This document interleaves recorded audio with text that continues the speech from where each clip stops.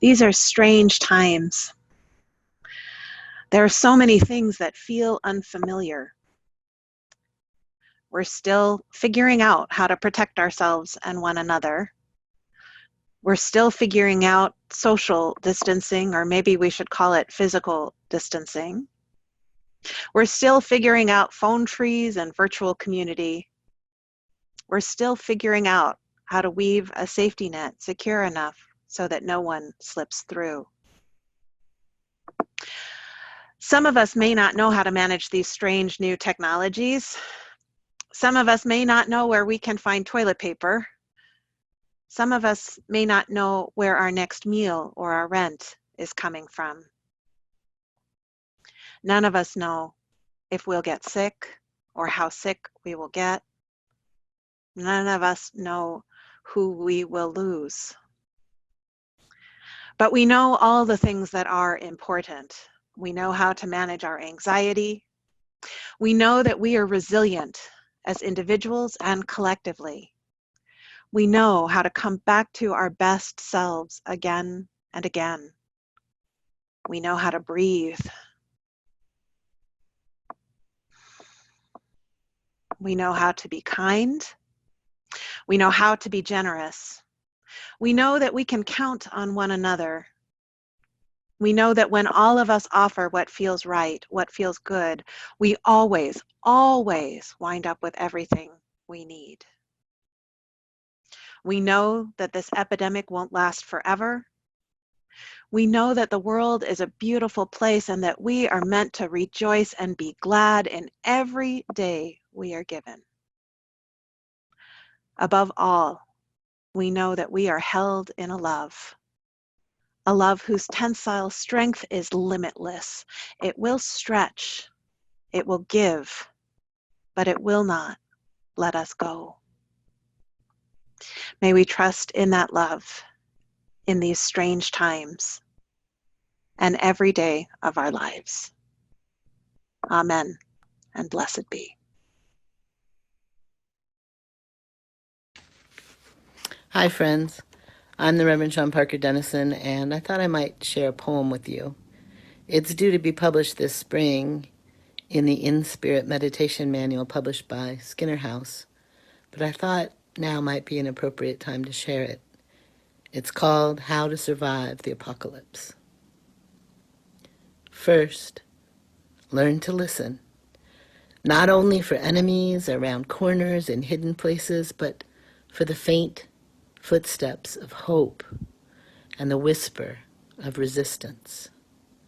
Hone your skills, aim your heart toward kindness, and stockpile second chances. Under the weight of destruction, we will need the strong shelter of forgiveness and the deeper wells that give the sweet water of welcome. We have a place for you. When the world ends, we must not add destruction to destruction, not accept a beggar's bargain to fight death with more death. In order to survive the apocalypse, any apocalypse at all, we have to give up the counterfeit currency of self-sufficiency, the mistaken addiction to competition, the lie that the last to die has somehow survived. Stick together, my friends. Take care of each other. Apocalypse, it's kind of a big word. Here's some things that'll give us some humor to go with it. This is a meme that I found online. The nature of the apocalypse, what I expected, half anarchy and half zombies, and what I actually got, half home office and half no toilet paper. There's another funny meme I found. Go ahead and my outfit for the apocalypse, what I thought I was going to look like, and you have a picture of Charlize Theron in Mad Max Fury Road, and then what I actually look like, and you have a picture of Charlize Theron looking a little dazed in Hello Kitty pajamas.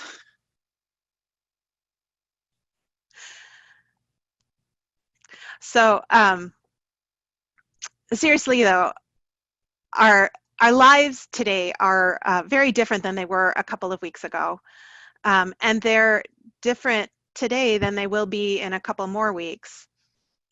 Everything right now is everything is changing. Everything's up in the air. So this is liminal time. Liminal time is that time between two places. So when you the time after you lose somebody is liminal time. The time as you move from one spot to another is liminal time. The time when you start a new job is liminal time. As you age and transition from being a child to a youth to an adult, that there are little windows of liminal time. And what we know about liminal time is that it's really actually pretty uncomfortable. And it's uncomfortable for one thing, because it involves change. And why is change uncomfortable? Because it involves loss. Change involves loss.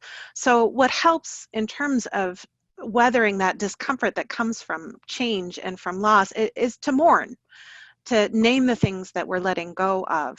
And we say goodbye by saying thank you. So if we name them with gratitude, that can sometimes ease that discomfort that comes from change and loss. The other thing that's hard about liminal time is that we don't know where we're going. These are days when I know we all would really appreciate a crystal ball. I know I would. I would really like to know what's coming and what's going to happen. But we don't. And so we have to be willing and able to endure that discomfort. Now, there's nobody on this planet except for newborn babies who haven't been through liminal time before. All of the things that helped us before in those earlier occasions will help us now. So remember those times. Remember what helped you stay grounded and centered and engage those things. One of the big things is to give ourselves structure. So we have a huge lack of structure. The structure that we had beforehand is all put on quarantine and self-isolation. But another option is to take this opportunity to really experiment and shift and try things out for size and see what feels right and what shape feels best. It may be that when this epidemic passes, we find ourselves able to embrace a way of living, a new normal that actually fits us better than what we've had before. So this epidemic is happening inside of a larger context. We've got global climate change that's been hanging over our heads for years and years and years and decades. We're coming up against the limits of capitalism and this depletion of resources that's causing issues for our planet. And here in the United States, we're dealing with this threat of the breakdown of democracy, which is a big deal, and it's really scary and hard. But I think in each of these cases, the changes that we're making in response to the epidemic actually point us towards some solutions to these overwhelming problems. So as we travel less, there's a decrease in CO2. Carbon emissions are down in all of the places that have put limits on people's travel and going out. As we are dealing with shortfalls and breaks in the supply chain, we're going to get some clarity around what we really need and what we just like to have, right? So we get to experiment with what we need to have a full and lovely life that maybe doesn't have such a big impact on the planet. And then the other wonderful thing that's happening is we're getting to know our neighbors, because it's super clear that we're not going to get through this if we're not able to come together and get to know each other and be there for one another. And so we're getting to know our neighbors, and nobody's asking, or very few people are asking, who you voted for in the last election. The kindness and generosity breaks down all of the barriers that we put up between us, and allows us to connect on that very human, very healthy level. So at church, I'm looking at the new normal, and I'm thinking here we're having to be a lot more intentional about reaching out to one another, and that's a good thing.